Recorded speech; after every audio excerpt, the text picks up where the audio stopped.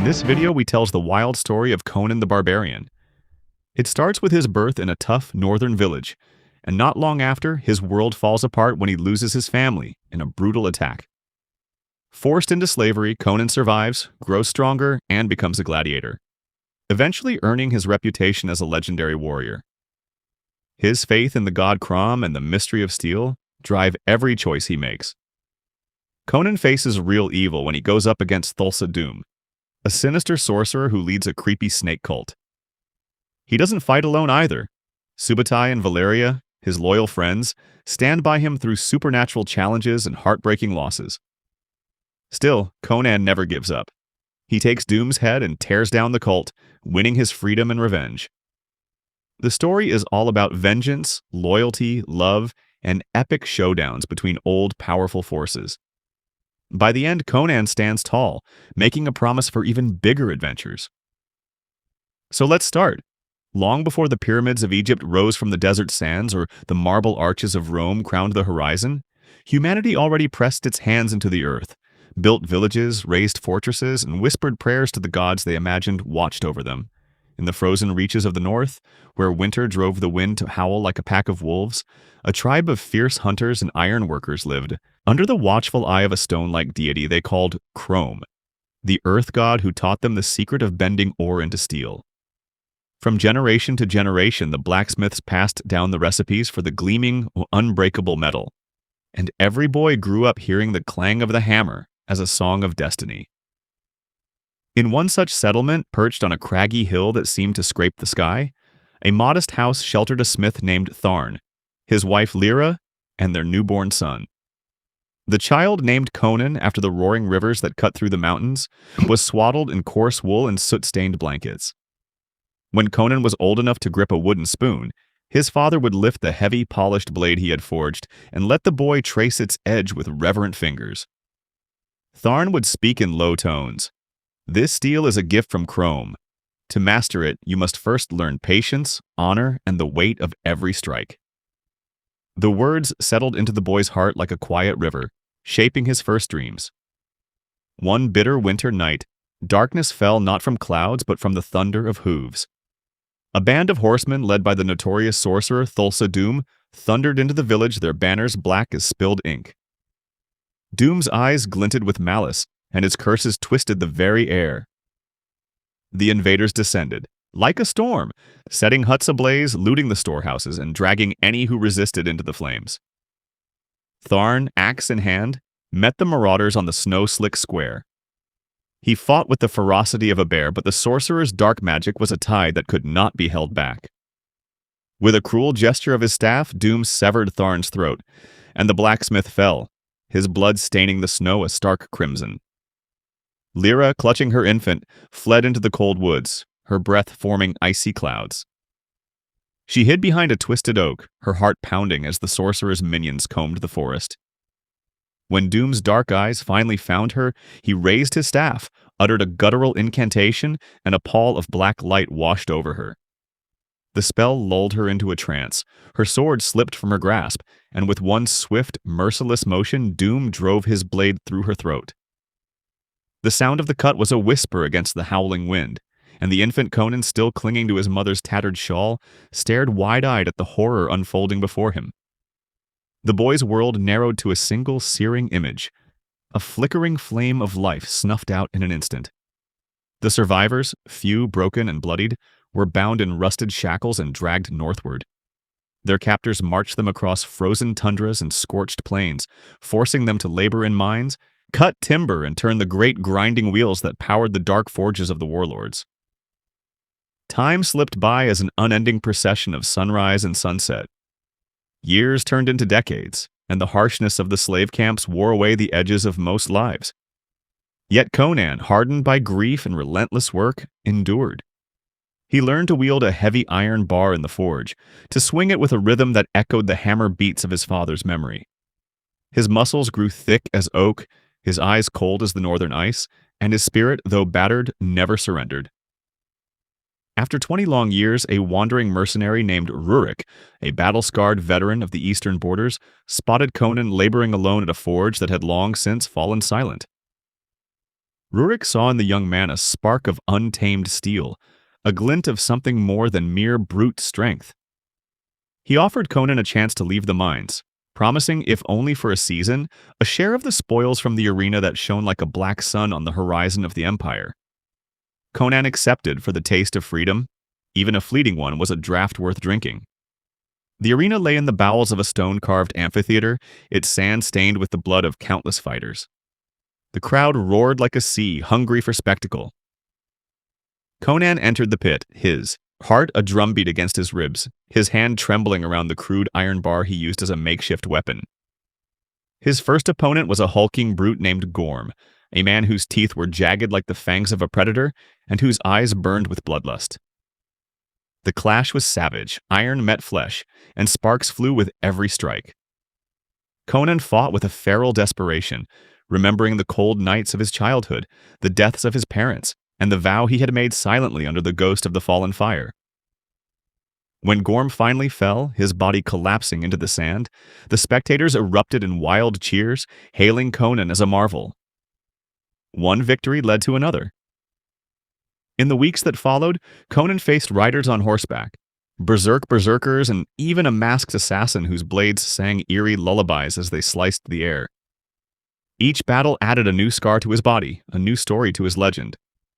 Yet, with each triumph, a whisper grew in his mind.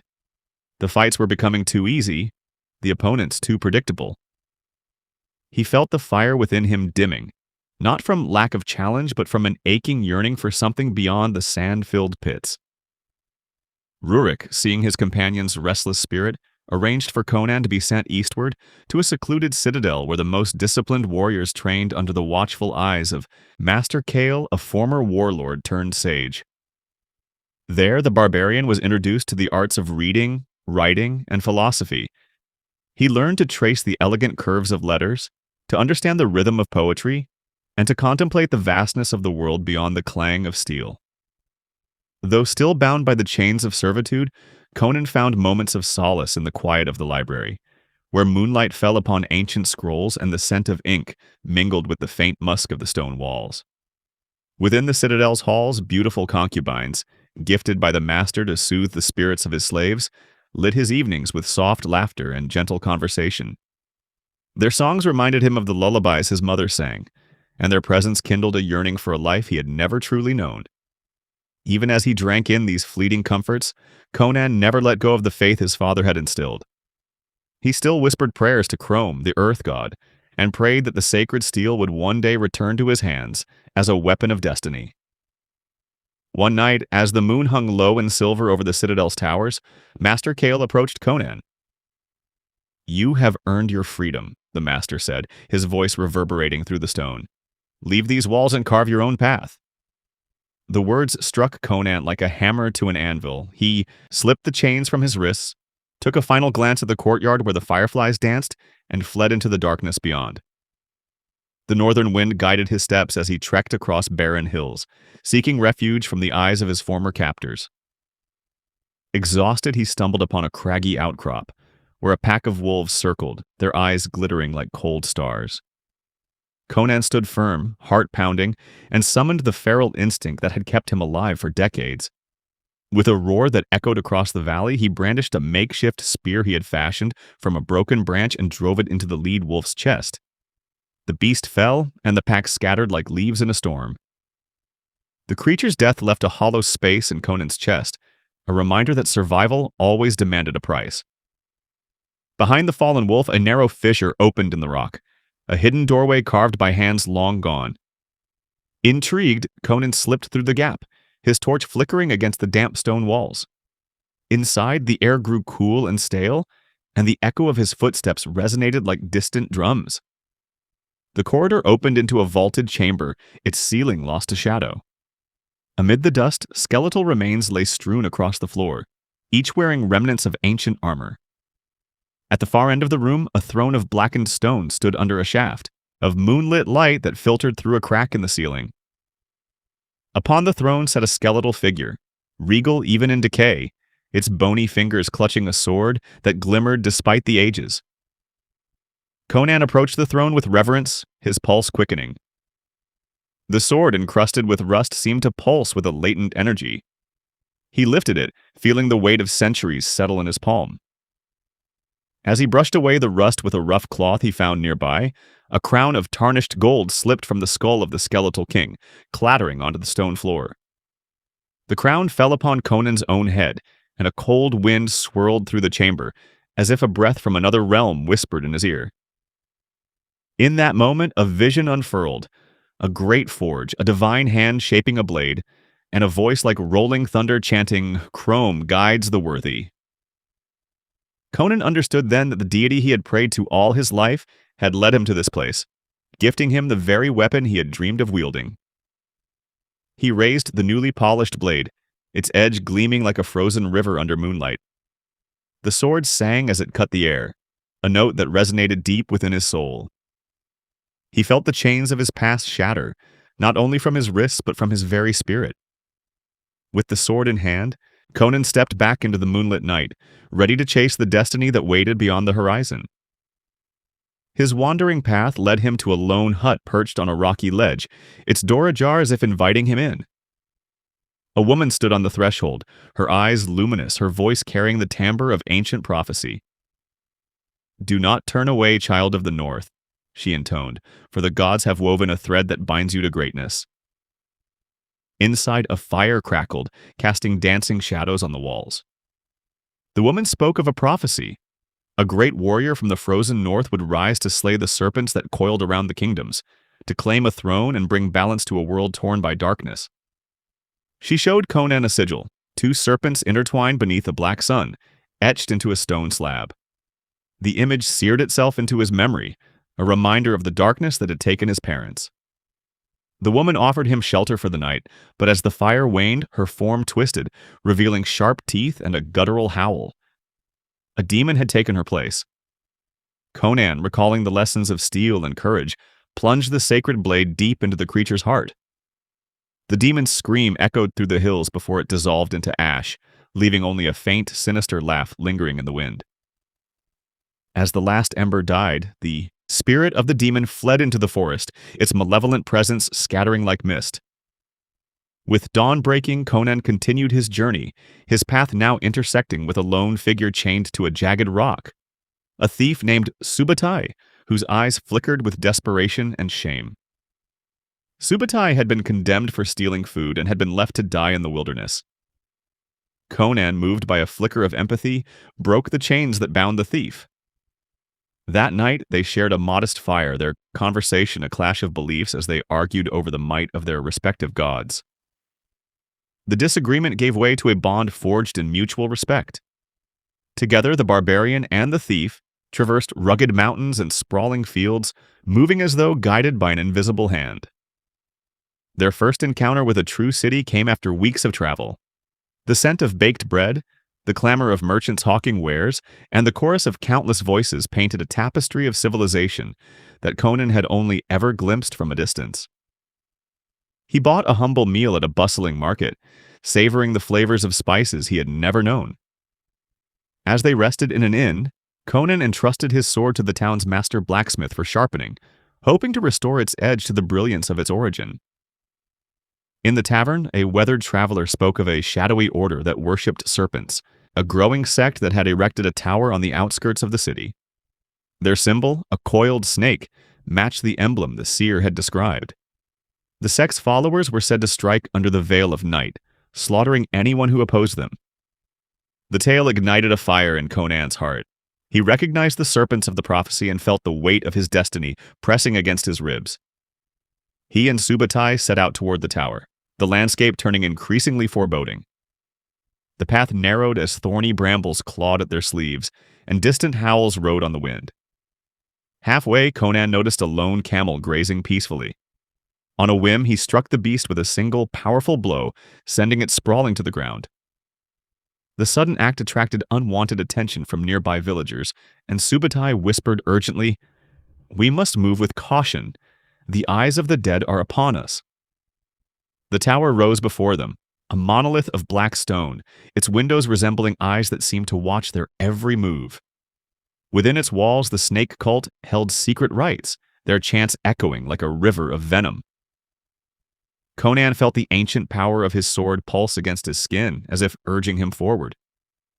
He recalled the sacred steel forged under Crom's guidance and the promise he had made to his parents to protect the weak, to stand against darkness, to claim his rightful place. As they approached the massive doors, a cold wind brushed their faces, carrying with it a faint scent of iron and incense. The doors creaked open, revealing a dimly lit hall lined with serpent motifs carved in the stone. Shadows danced across the walls and a low, rhythmic chant resonated from deep within the tower. Conan tightened his grip on the sword, feeling its weight settle like a second heartbeat. Subutai stood beside him, eyes shining with resolve. The battle that unfolded would test everything Conan had learned: his raw strength, his honed skill, his knowledge of philosophy, and the memory of his father's teachings. But that tale, like the ones whispered around the fire in the citadel, is a story for another night. What mattered now was that the boy who had survived the slaughter of his village, the chains of slavery, and the endless arenas of blood, had finally found his purpose. The sword of Crom sang in his hand, the prophecy of the serpents crackled in his mind, and the north wind whispered his name: Conan, the steel-forged ruler who would one day stand beneath a black sun and claim a throne destined for him. The night air over the crumbling tower was thin and cold, the kind of wind that whispered through broken stones and made the shadows behind each column seem to twitch. A lone figure moved along the base, his steps silent on the loose mortar. He was a thief, lean and practiced, his mind set on the glitter of any riches that might be hidden within the tower's ancient walls. The promise of a valuable prize had drawn him to this forsaken place, but as he drew nearer the stone steps he heard voices, a low murmur that rose and fell like a chant. It was then that he saw them, two women standing at the edge of a narrow balcony. The taller of the pair, Valeria, clutched a slender sword in one hand and a coil of rope in the other. Her eyes were sharp, her posture rigid, as if she were already rehearsing the climb that would take her over the tower's lip. Beside her, a younger woman, a stranger to the thief, brandished a short dagger and wore a look of equal determination. Their presence was unexpected, but the thief sensed an opportunity. "What are you doing up here?" he called, his voice barely more than the rustle of his own cloak. Valeria turned, her gaze sweeping over the newcomer. "I'm infiltrating," she replied, the words sounding more like a promise than a plan. "The cult that worships Thulsa Doom holds a ceremony in the tower tonight. I intend to stop them." The thief's mind raced. The tower was his intended target, but the presence of an accomplice, especially one armed and prepared, meant the odds shifted in his favor. He gestured toward the jagged stones leading upward. "If you're climbing, I'll join. I know the hidden passages." The three slipped toward a narrow crevice that led to a battered iron ladder, its rusted rungs still solid enough to bear weight. Valeria fastened the rope around a protruding stone, securing a makeshift belay line. The thief moved first, his lithe form slipping past the half-collapsed arches. The higher they climbed, the stronger the stench grew, a sour, metallic odor that rose from the well beneath the tower's heart. It was the only opening that led into the inner sanctum, and the foul smell warned that whatever lay below was not meant for the living. Yet none of them balked. Each step was a silent pact to see the night through. When they reached the roof, the view opened on a maze of crumbling spires and the dim glow of torches fluttering in the distance. Below, the courtyard of the temple was swarming with cloaked figures, white-robed worshippers, their faces hidden behind hoods. Their chant rose in a monotone hymn, praising a name that sent a chill down the thief's spine. Thulsa Doom, the sorcerer responsible for the death of Conan's parents. Valeria's hand tightened on her sword. "Those are the followers," she whispered, "and among them is the priestess who leads the ceremony tonight. If we can get past them, we can seize the relic they guard." With a swift, practiced motion, Valeria slipped forward and, with the precision of a dancer, knocked a woman unconscious. She stripped the fallen priestess of her flowing white robe, draping it over herself as the others remained oblivious, caught in their trance. The thief followed, slipping through the ranks unnoticed, while Conan and his steadfast companion, Subutai, slipped down a hidden stairwell that led to the lower chambers. The lower level was a vaulted cavern, its stone walls slick with dampness. In the center lay a massive serpent, its scales glinting like black mercury in the torchlight. Its eyes were twin hollows, and at the base of its massive skull rested a glittering gemstone as large as a fist, a deep sapphire that seemed to pulse with an inner light. The thieves called it the Eye of the Serpent, a relic said to grant its holder visions of hidden truths. Conan, his heart hammering in his chest, motioned to Subutai. "We take it," he said, his voice low. "Done quickly without waking the beast." Together they edged closer. The serpent shifted, a low rumble reverberating through the stone. As Conan reached for the gem, the creature snapped its jaws, a split second that seemed to freeze time. A massive fang grazed Conan's forearm, tearing flesh. The serpent's body coiled around him, its muscle flexed as it tried to crush him. Subutai, reacting with the speed of a seasoned warrior, seized a heavy iron rod lying nearby and drove it through the serpent's skull, the blow echoing through the cavern. With a final guttural hiss, the beast collapsed, its massive body weighing down the cavern floor. The thieves hurriedly lifted the Eye of the Serpent, securing it in a satchel. The ceremony above continued unabated, the white-robed worshippers chanting in unison. In a sudden, desperate burst of movement, a young sectarian, her eyes wild with fanaticism, tore off the remainder of her robe and fled toward the edge of a yawning chasm that opened beneath the temple. She shouted a prayer and launched herself into the darkness, a scream tearing from her throat as she fell. When the rope snapped, she vanished, leaving behind only a faint echo. Valeria, still cloaked in the priestess's robe, seized the moment. She slipped through the crowd, her movements swift and silent, and broke the line of archers that began to fire arrows at the thieves. She parried shafts with the flat of her sword, knocking them aside in a blur of steel, and ushered Conan, the thief, and Subutai toward the roof's outer wall. With a running leap, they plunged into the cold, murky water of the tower's well, the stone, steps disappearing behind them. The thrumming of the chant faded as they surfaced, gasping and drenched, the moonlight catching the Eye of the Serpent as it glistened in the thief's palm. Back in the bustling tavern of the nearby village, the night was alive with laughter and ale. The three strangers, now bound by a shared triumph, raised their cups in a toast. Conan, his eyes shining with a fierce gratitude, pressed the gemstone into Valeria's hand. "Take it," he said, his voice hushed. "A token of thanks and of what I feel." Valeria's cheeks flushed a deep crimson. The gesture was more than a gift. It was an acknowledgement of a bond that had formed in fire. Later that night, beneath the low beams of the tavern's inn, they slipped away to a quiet room. The moonlight filtered through the cracked shutters, painting silver patterns on the floor.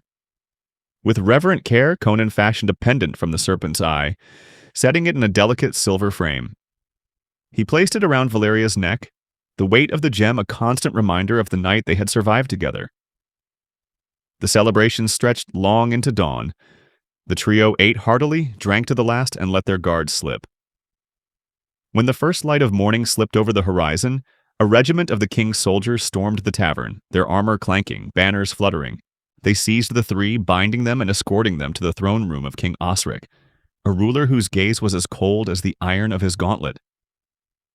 Osric's throne sat atop a dais of polished stone, and behind it, a tapestry depicted the ancient old king, an iron-clad deity who had once ruled this land. The king's expression was inscrutable. "You have trespassed upon holy ground," he intoned, "yet you have also taken from the temple a relic that belongs to the kingdom." He gestured to a guard who produced a small chest. "These are the riches you have earned. Return what is ours and you shall walk free." Osric's words wove a tangled promise. He revealed that his own daughter, Princess Miriel, had vanished months ago, lured by the dark lure of Thulsa Doom. She had fled to seek the sorcerer's spiritual enlightenment, a phrase that seemed more like a curse. The old king, heart-heavy with both grief and guilt, offered a substantial reward for the safe return of his child. "Bring her back," he begged, "and all your debts will be settled." Valeria and Subutai, their pockets suddenly heavy with the king's coin, eyed the offer with pragmatic satisfaction. They whispered, "We could use the gold. We have no desire to face those cultists again." Valeria, though her heart beat still for Conan, agreed, because the coin bought them a chance at a fresh start. Conan, however, could not betray the memory of his parents. "I cannot abandon this," he said, his voice low but resolute. "Thulsa Doom murdered my family. He must answer for his crimes." The word justice lingered in the air like the lingering scent from the well's depths. With a final glance at Valeria, who was already half asleep on a straw mattress, Conan slipped from the hall, his cloak a dark ripple against the marble floor. He mounted a camel, his faithful horse and sword left behind, as a decoy for the watchful eyes of the palace guards.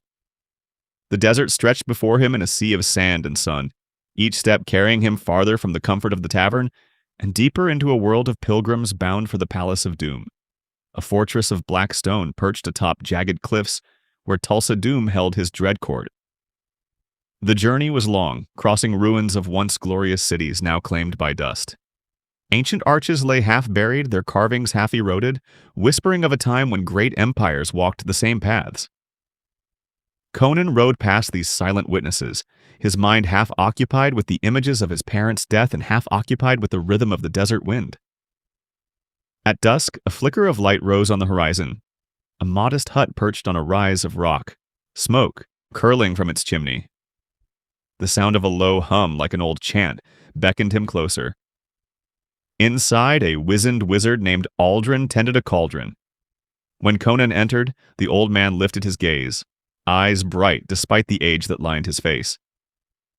"You are a warrior of the old ways," Aldrin rasped. "What brings you to my hearth?"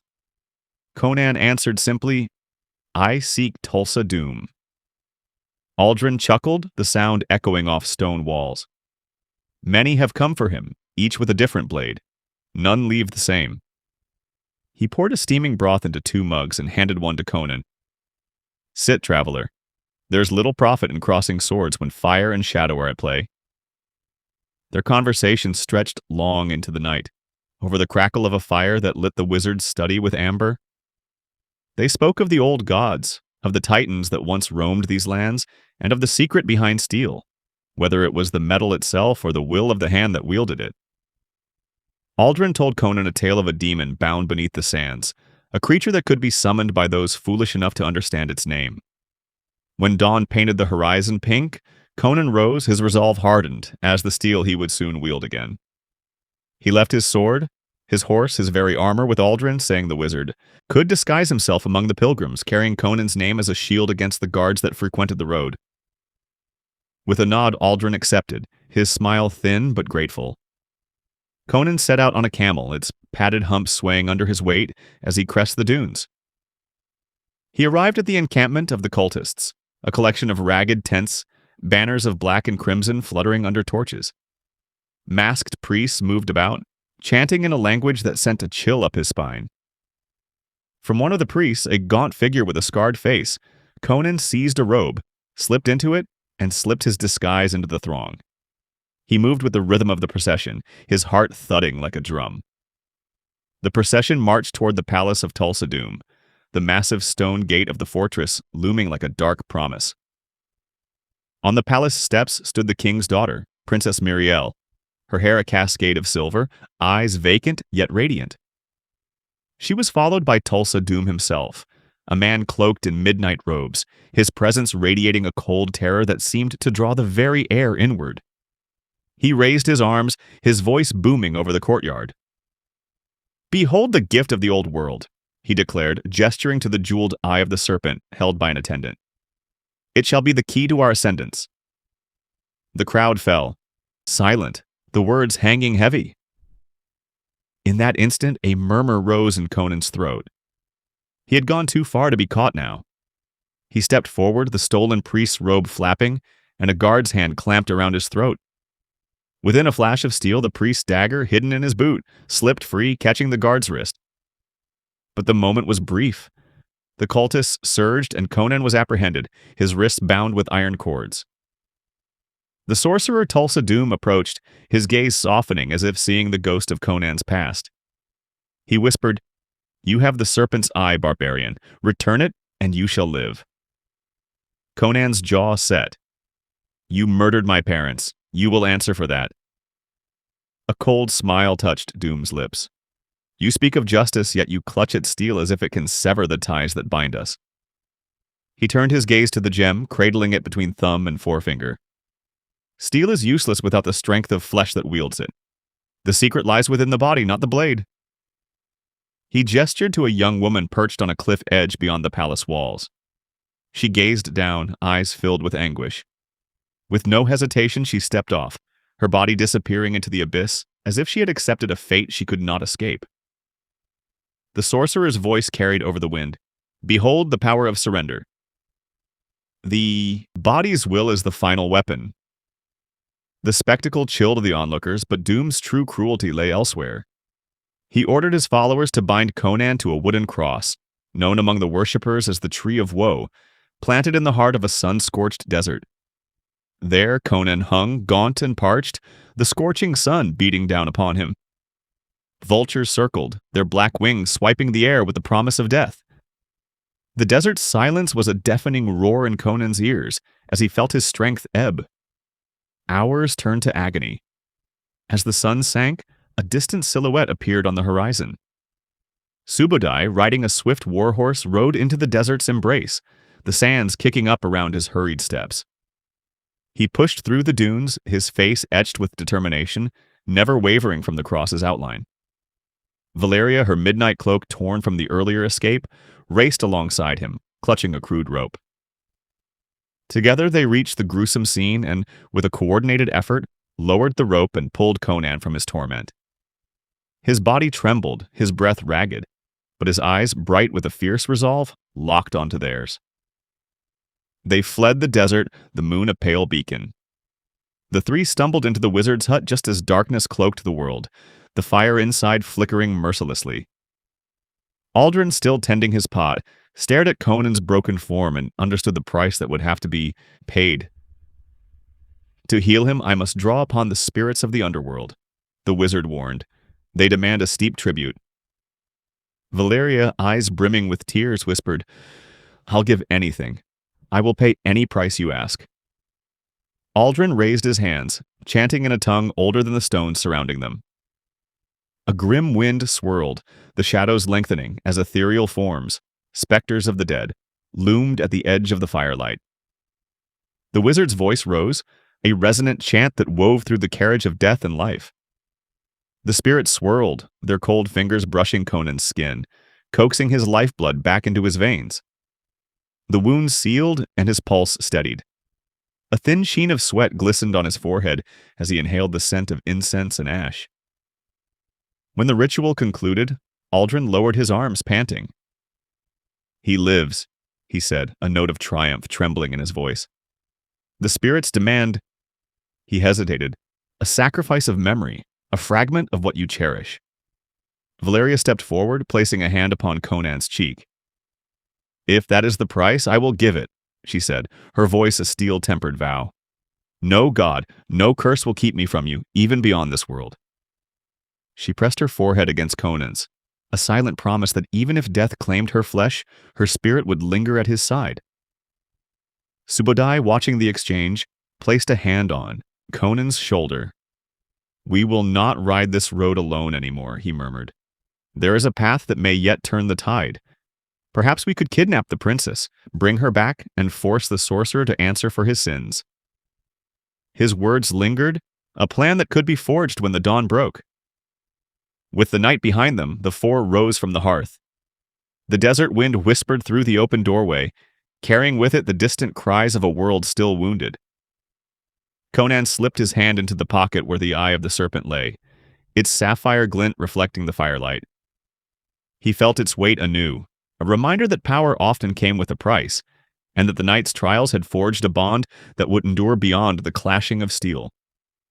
As they rode back toward the kingdom, the moon rose full and bright, casting silver paths upon the sand. They knew the road ahead would be fraught with shadows, cultists, sorcerers, the unseen hands of fate, but united by purpose, they pressed forward. The story of the thief, the sword-wielding Valeria, the steadfast Subutai, and the resurrected Conan had become a tapestry of blood, love, and vengeance, each thread pulling tighter toward the inevitable confrontation with Thulsa Doom, the Dark Lord who had once torn their lives asunder. The night's silence was broken only by the soft sound of hooves against stone, the rhythm of destiny marching ahead, and the quiet promise that even in the face of death, love and loyalty would not be eclipsed.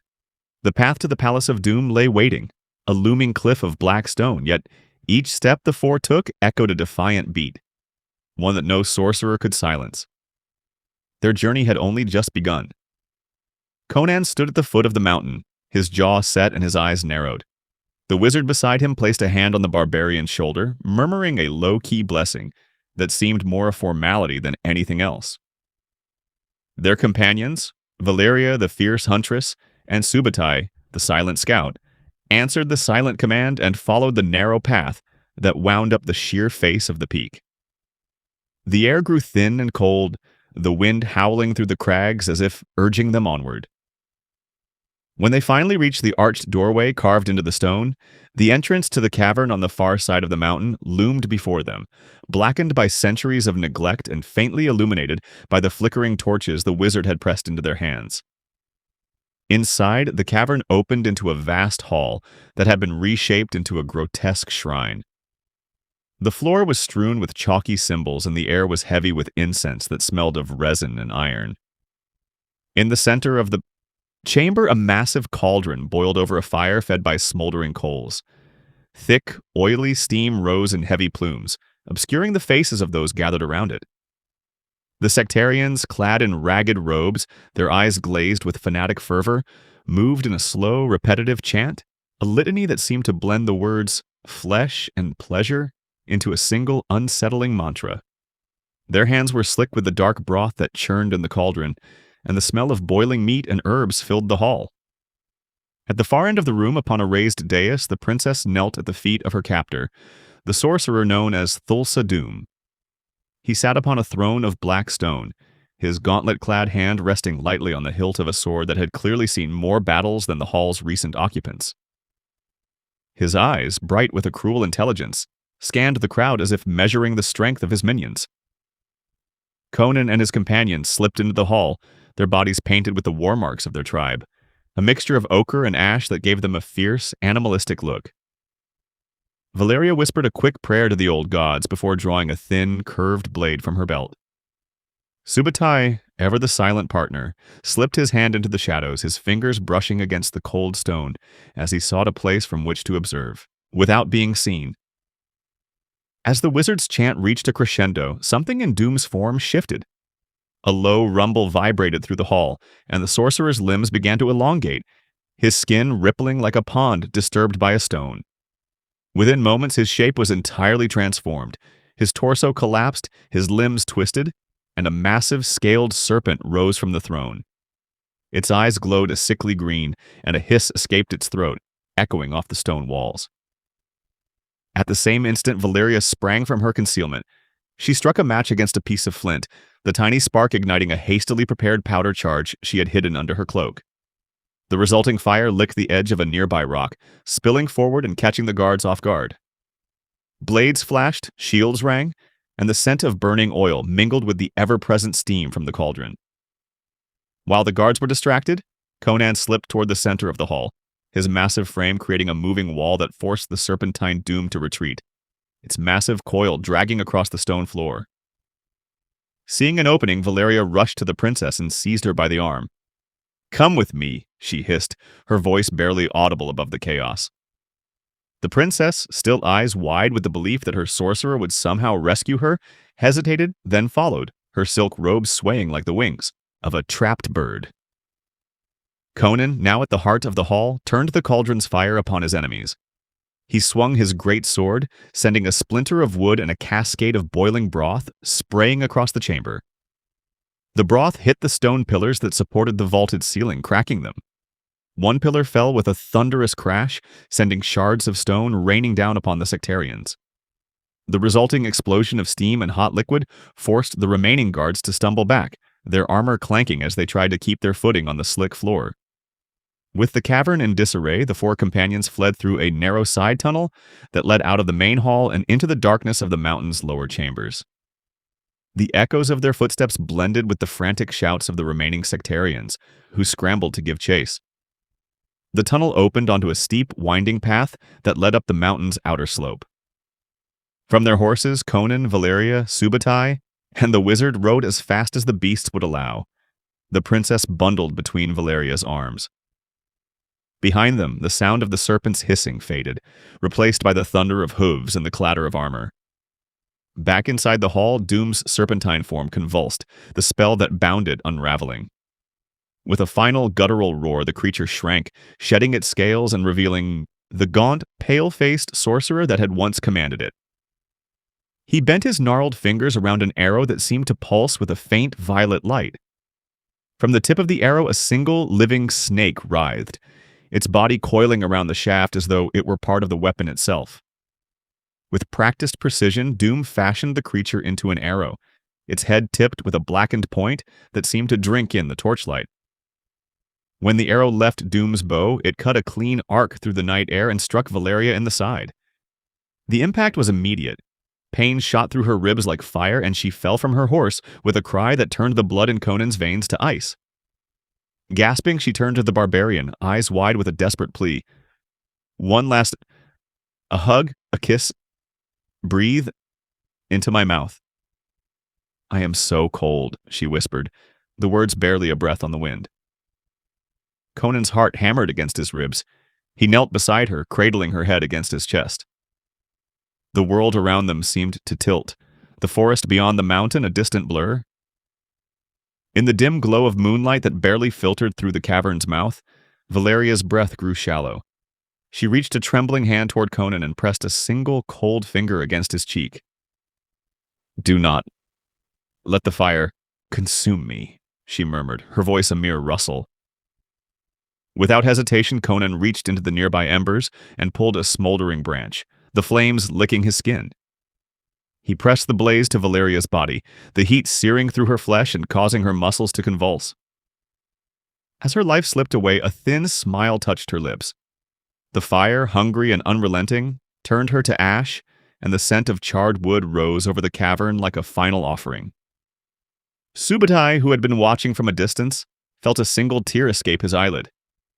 He lowered his gaze to the ground, where a small pendant, gifted by Conan to Valeria on the day they first met, lay half buried in the ash. He lifted it, the metal still warm from the fire, and whispered a quiet farewell to his fallen friend. The night grew colder as the companions continued their ascent. At a craggy outcrop overlooking the valley below, Conan tied the princess to a standing stone, the rough surface biting into her wrists. He did this not out of cruelty, but as a lure. The weight of the stone would make her a visible target for any of Doom's forces that might pass, allowing Conan and Subutai to set a trap. The princess, blinded by belief that her sorcerer would somehow rescue her, still clutched to the hope of salvation. In that moment, Conan's thoughts drifted back to his youth. He recalled a sun-drenched meadow where he had once walked beside his father, the older man's broad hand resting lightly on his shoulder as they listened to the wind rustling through the grass. The scent of fresh earth and the gentle hum of insects had filled the air.